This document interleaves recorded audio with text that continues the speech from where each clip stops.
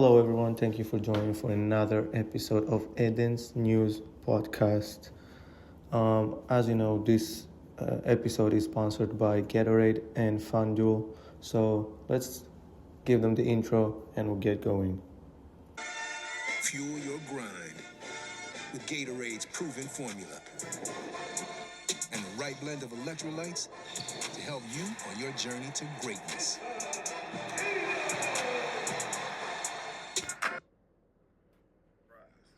New customers bet 5 and get 150 in bonus bets guaranteed. FanDuel, official partner of the NBA. Okay, everyone, thank you for coming back.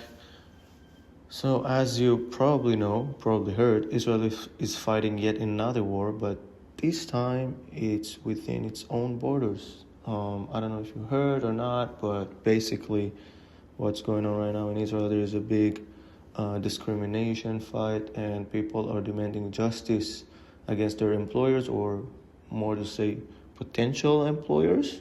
We'll get to that. Because there is apparently discrimination against, I don't want to say race, color of the skin, more of ethnicity. These are the things that I'm hearing the most. Let's dive in. So, as you know, we cover all the news. We keep you up to date all the time. And I'll give you some personal spice as well to my report, just so you can see that I'm not just talking and hearing nonsense. There's actual facts into it. So basically what happened to me is, even before I moved to the US, I was trying to find a job. I was trying to get by like everyone else. I had this job interview. It went really well. I was very qualified for the job. As far as I'm concerned, I was the primary candidate for the job. And I got in the interview. It was like, I don't know if it's the same here in the US. As you know, I'm still a student, but at least in Israel, back in my own country, the way it works is you have two interviews most of the time. You have one which is technical to see if you actually fit the job, and then if you pass this interview, you get to a second one, which is the personal one, to see who you are, what you bring to the table as a person, your character, all these things. And so I passed the first interview as other three more candidates, I would say. As I said, I was very qualified. That's at least what he told me. They were really impressed. And before the second interview, I had to file this form,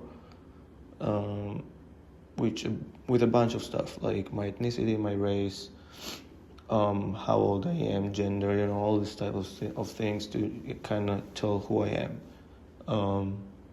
So I'm from a Middle Eastern ethnicity. My mom and dad both are Middle Eastern, so that's what I marked. I got to the second interview, and all of a sudden, I'm not qualified for the position. I'm like, what the hell is going on? I didn't think too much of it at first, because, it's just one job. I knew I was coming to college, so it wasn't really a big deal to me. But anyways, some people are in a different position where they have to put money on the table, put food on the table for their family, children, whoever it might be, for themselves, it doesn't matter. And they would be in a different circumstance, in a different situation where it actually matters if they got a job or not. But you don't know what I look like. As you know, it's a podcast, but I don't look Middle Eastern. Like when people see me, they tend to think that I'm European, because my skin is very light, it's very white, and I have freckles on. So these characteristics don't tend to come with more Middle Eastern looking people. So I guess that's why when I marked that my ethnicity is Middle Eastern, they were a bit weird afterwards, but that's why they weren't saying anything before, I guess. Anyways, let's get back to the story. I've been hearing a lot of witnesses. I was talking to people who told me basically I don't want to say the exact same story, but every story has the same language which the employers give to their potential employees and to these people coming to interview. They all say, you don't match the company's character, or you're unqualified, or any of other 10 different phrases that I heard. And unfortunately, we have to do something about it.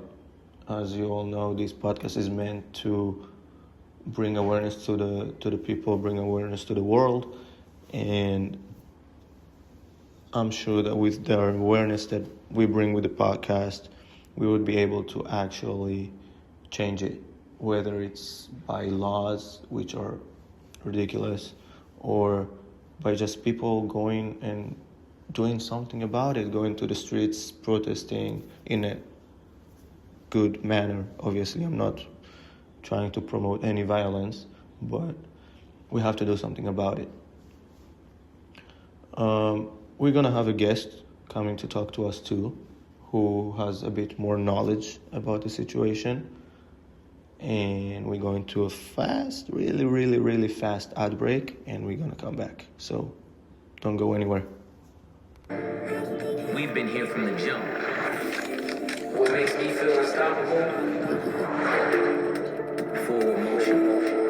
I don't like ceilings, I don't like walls.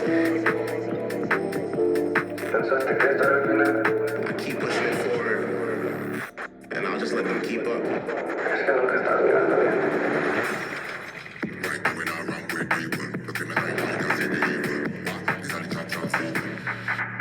Okay, everyone, thank you for coming back. As I promised before, with us is Shachar Biran. She is an expert on the subject of discrimination. She's going to tell you about herself, about her story. We're going to talk a little bit. I'm going to ask a little bit of questions, and we're going to go from there. Shachar, how are you doing? Hi, I'm good, thank you. How are you? I'm doing good. I have to do this podcast, but other than that, I'm pretty good. So tell us who you are, what's your story? Yes, okay. So my name is Shachar Biran. I am 27 from Israel, from Hod HaSharon, Israel. So my connection to the subject of discrimination comes from home from a very young age, because my dad's side of the family is Middle Eastern. My mom's side of the family is Ashkenazi, or I would say Eastern European. So that subject was always really dominant in our house, talked about a lot. You told me before your dad had this story about changing his surname and that sort of thing, because he felt discriminated, so... Yeah, so I actually discovered this really recently, so I never knew the reason that our last name is different from the last name that my dad grew up with. So my dad's last name is Biton, which is a very common name in Israel and a very Moroccan name, very known in Israel. And obviously my last name is Biran, which is a very Israeli name that doesn't indicate of the background, doesn't have a background of where it comes from. Yeah, I think for people in Israel, if they hear the name Biran, they would definitely assume that someone is Ashkenazi more than they're Middle Eastern, right? Yeah, it's kind of just very, I don't know, neutral, I would say. And my dad works for the Israeli government, and I discovered that the main reason that he changed his last name was really early on in his career, because he basically, I don't know if they told him, but it was basically known that with his last name, which was Biton, it would be really hard to have a good career in the Israeli government and to move up in the ladder of what he was doing in his job. So they advised him, I guess. I don't know if advise is the right way of putting it, but he thought it was a good idea to change his last name to kind of a last name that I guess is just neutral and no connection to, and that's how my last name Biran came. I think we should give the audience a bit of a history to how things like that happen, because I don't think they know what we're talking. I think it's a very Israeli thing to change the last name to fit in. Yeah. Like back in '48, when Israel declared independence, everybody came from all over the world, from Europe, from Eastern Europe, from the Middle East, from everywhere, basically, because of the Holocaust that happened. Everybody wanted, like, the Jews wanted the country, they got it, so everybody came in. And I think the biggest thing was that the Middle Eastern back then weren't as educated and weren't as, I would say, the Ashkenazi, like the Eastern European people, would perceive them as less than them.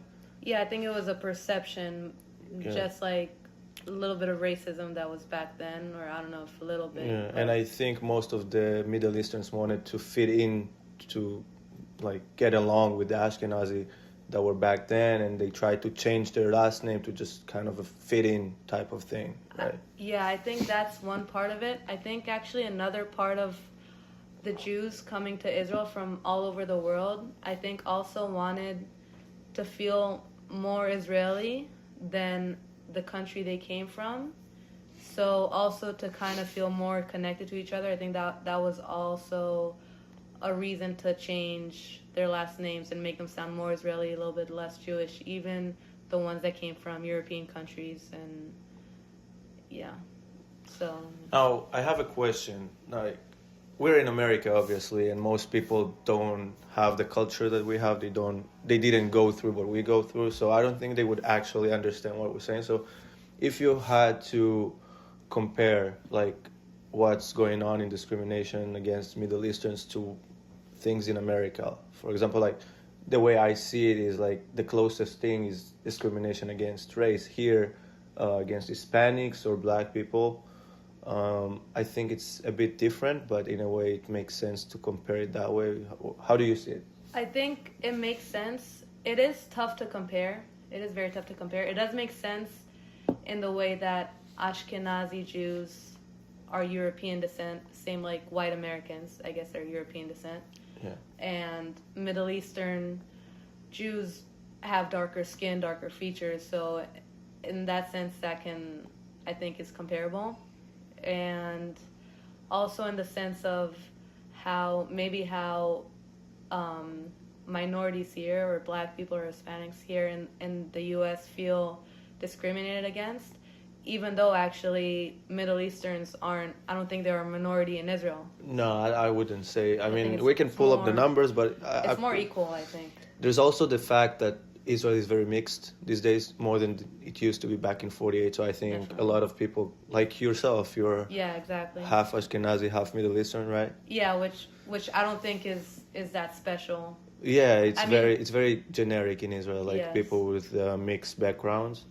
But yeah, let's get into the law sides of the thing. So we both pulled up some things online, what we saw, and what we figured out is that there's two main laws against discrimination, right? Correct me if I'm wrong, but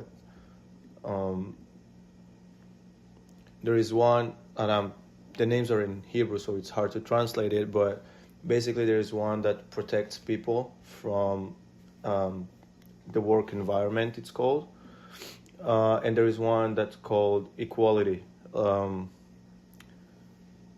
equal opportunities more, and basically both these laws saying that one of them means that the second that someone looks for a job and until he either gets the job or not, which means like the whole process of getting the job, there is a protection law. And the second one basically means that while he's working at a workplace, he has to be treated in a certain way. But we know in reality and in action, it's not really effective. Yeah. Why do you think these laws are not? So I think it's very obvious that in Israel, democratic like state, right, there would be laws to protect all people of all religions and all kinds and all backgrounds and everything. So And just to clarify for our audience, when we say democratic, we don't mean the left wing. It's just because we're not the Democrats against Republicans. We're just a democratic country with democracy, basically. Yeah, just a yeah. So I just mean to say, I guess, like, just any modern Western country would have these rules that protect all people. And it's one thing, I think, to have that law, and it's another thing controlling the people to enforce it, because at the end of the day, just like my dad, I'm sure there was not a law that said that they can't accept him to the job with his last name. But you don't know if the guy that's going to hire you, if that's going to like make him change his mind, or, you know, if they advise him to change it, they might make it so it's not against the law, but it's still. I mean, I'm truly uneducated about the subject, but for me, if I was a prosecutor, right, and someone came to me and claimed that he was discriminated, I mean, from basically a logical point of view, how can you even determine if it was discrimination? Because if you go to the employer, you can simply say, yeah, it was unqualified, we had the better candidate, you know, like there's too many things you can say that, like, I think it's too much a gray zone to work with. But do you have any? No, I think it's definitely a gray area. It's hard to prove. If I don't get a job, it's hard to prove why I didn't get that job, and the fact that it was because I was discriminated by. And I think that's part of the reason why people would rather change their last names than having to potentially try to prove that or try to go against that.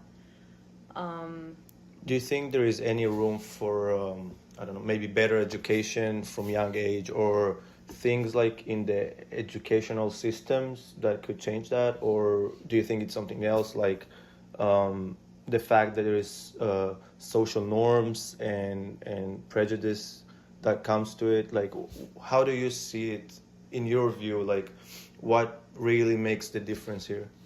I think, in my view, it's all about education. I think the way I was raised is to know that everyone is equal, and I think Israel is developing in that sense, and it's definitely not how it was 60 years ago or 100 years ago. Yeah, that's for sure. So we're definitely going in the right direction, and I think even the education system changed a lot since, like, even not too long ago, because we are a new state, like, new country. So I think it starts with education. It starts with what our parents say to us, how we raise our kids. And I think the more diverse Israel is getting, the more that is instilled with the kids. I mean, I can say from growing up, my mom, she's like very racist. She says that all the time. She's like, I'm proud racist, right? Oh, yeah. The thing is, she's not really racist. She just likes to say it. She's very welcoming. Like, growing up, I had all sorts of friends. Like, I had black friends, white friends. I had Middle Easterns, Ashkenazi. I had all types of friends, and I've never seen her treat anyone differently, because they would come over a lot, and they would be like, it would be like their second home every time someone came over. So she likes to say that she's racist, but I think it's more of a her being funny more than she is actually. So I can see what you're saying about education from home, but I think it's even deeper than that. I think, like, in our government, there is problems with caring enough about these problems. I think it doesn't get as much attention as it should get, and I think that's something that could, with better education, change, you know. But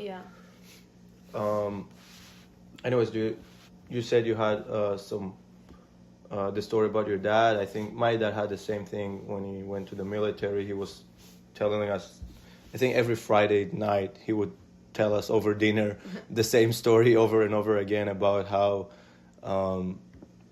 his last name basically spells 2 letters of the alphabet, and instead of saying his name, everybody was like, oh, so your name is actually different, it's a more Ashkenazi name, and everybody and everybody tried to change his name, and it was not that obvious that they were like, you should change it, but, you know, it was kind of always there. Yeah.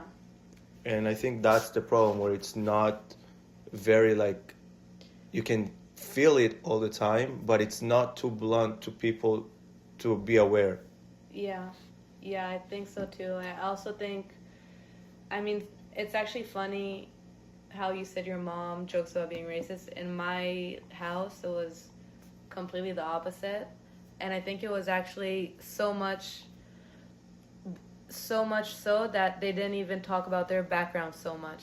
Like, they didn't talk about, like, my family in Morocco, or they didn't talk about my family in Ukraine or in Russia. And it was all about, we're Israeli, we're just Israeli. And I would be okay, but my grandma was born in Morocco. Like, Yeah. can I learn Yeah. some French, or can we talk like, and everything's like, no, we're Israeli. So I think it's, I think that's where the mix comes to, like the biggest part of being a mix in Israel. It's like every house you would go, everything is completely different.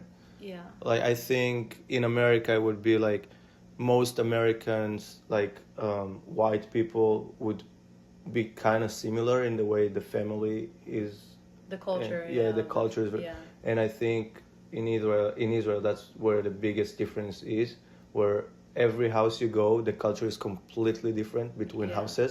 No matter like, we could be the same mix of backgrounds, and still we would have a completely different culture from one another. And I think that's like what makes the biggest part here, because there's just too much of everything. yeah, yeah. I like it though. I think that's a good thing. I'm not saying it's bad, but A lot it of could be different bad when cultures. you're not using it as a good thing. Yeah, I see that. Okay, guys, thank you for holding on our podcast. I promise you, this is the last ad break. Shahar is laughing at me, but this is the last ad break, and we're gonna come back really soon, and we're gonna hear some testimonies from other people that we know, and we're gonna give you some really couple things to think about. But what drives the game never will. What you have inside.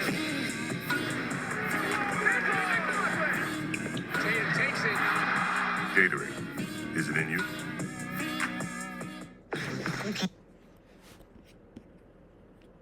Know your favorite players, it helps to think like your favorite player. Looking good, young Chuck. You too, old Chuck. Getting better with age. Like a creamy Dutch Gouda. And same game parlays on FanDuel are the best way to bet on your favorite players. Hey, how many championships I'm gonna win? Wait, don't tell me. I wanna be surprised. You're gonna be surprised. New customers bet 5 and get 150 in bonus bets guaranteed. FanDuel, official partner of the NBA. As I promised, guys, now we're gonna go towards our testimonies. We're gonna hear something that my father has been through, and another person that I know from my community. I gotta prepare you. These testimonies are not very pleasant to hear. So just come with an open mind and just be ready to take a lot in. I know sometimes it might sound a bit shallow and a bit like, wait, it's that all? But if you actually think about what people actually had to go through, um, it's a lot. So I'm sorry ahead of time. It's not gonna be pleasant for people who maybe been through this situation. Just make sure you're actually listening to what people are saying and not just, being there. So I had this job interview. I don't want to mention the name, but it's a company from the banking industry. So after the interview, they told me I was a great fit. And 2 days later, they reached out again and said I would been accepted. And they asked me to fill out a few forms. So I had to provide some personal information, such as religion and race. And after submitting everything, they informed me that the company had decided not to move forward with me.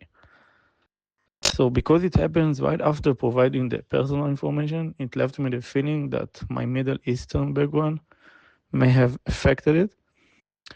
And was like an experience that felt like a classic case of discrimination and left me very disappointed.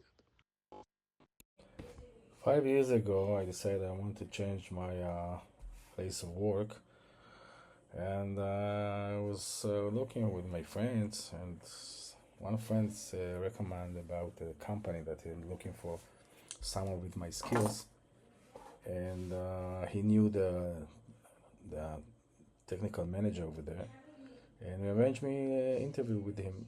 And I went to the place, and I was like 2 hours, talking about my experience and all my knowledge. And he was very impressed. He told me that I'm 100% qualified for the job. But after that, he told me one thing. He told me, listen, you're very good, but it's not gonna work, and I cannot take you to the job. So I didn't understand exactly what he talking about, but I said okay. And then when I got out, I saw something that was like very, very strange. It was like very, very one ethnic thing. So I think I didn't qualify because of my color. And I guess I get out, and then I talked to my friends, and then he told me that yes, listen, he talked to the guy, to the manager, and he told him there is a problem with my ethnic side or whatever. And the funny thing is that after that 2 days, I got a mail from the HR, and told me, listen, thank you for trying to qualify, but you didn't qualify, and we're sorry, and try the next time, blah blah blah. The funny thing is that I've never been in the in the HR. I was going directly to the technical thing, and they didn't saw me. They didn't speak to me, the HR team. And I understand why I didn't get in. Okay, guys, these were some tough testimonies to hear, I'm pretty sure. It struck a nerve to me. I don't know what about you. Shahar, did it do anything to you? Yeah, it did. It's good to talk about it, but yeah. Yeah, hearing about it, I think it's a completely different thing. Yeah. So it's very complicated. Like, for me, when people say, do something about it, I feel like, what can I even do? Like, I can talk about it like we're doing the podcast, and I can bring awareness, but like, I'm not a lawyer, I'm not a prosecutor. There's not much I personally could. I could go and get a law degree if I wanted right now. It would take a couple of years, but I think that the taking action and doing something, for me, it's very complicated. But maybe someone with a different point of view, maybe you, like, how do you see it? What do you think? I think talking about it is really good all the time, just with Israelis, with Americans, whoever we know, just talking about these subjects. I think being open about it helps, and it raises awareness, and it brings other perspectives and other ideas, and not being scared to talk about it, and not, being too shy to raise that subject. I think it's good to surface it and attack it head on. At the same time, in Israel, we love to make jokes about it, and we love to be sarcastic about it. So I think that's also... We do love to joke about every bad thing that happens. Yeah, we do love that. So it's also good to do that, but it's also good to remember that maybe the laws are there to protect us, but still people get hurt, and still people get affected by discrimination. So even if I or someone doesn't feel it directly, it's good to, talk to your friend, or just hear stories from people. I think that's a lot that can help, that we can do. Yeah, I mean, obviously the podcast is meant for our audience, so let's ask the audience. I mean, what do you guys think we can do about this? Us, the people, not people in power, not prosecutors, just us, regular, normal people. Because apparently it's far more complicated than any of us would wish it to be. But as a reporter, as a podcast producer, the best I can do is talk about it and make sure that everyone that represents us in the parliament, all these prosecutors, everyone who supposed to care, basically, who've been elected or been chosen for a certain job to care about these things, all I can do is just bring your voices up, bring our voices up, and make them hear us. I mean, like Saha said, the laws are there to protect us and not to serve as a recommendation. It's there for a reason, and we should act on them. A lot of times there is employers who just do what they do because they work in the gray zone, so they can just do whatever they want without any consequences. But we gotta stop it. We gotta put a stop to it, and it can only happen if we put action. So like I said, the best I can do is to bring awareness, and I hope that a lot of people would hear that. A lot of people would do something. People with actual power to do it would do something about it. And let's make sure that they can't ignore us no more, right? Amen. Amen. All right, guys, on that note, thank you for everyone who tuned in for another news report. Right after us, our Israeli pride from Portland, Danny Avdia, Wow. is facing the Golden State Warriors in the NBA Mid-Season Cup. So have a good night. Stay safe. See ya.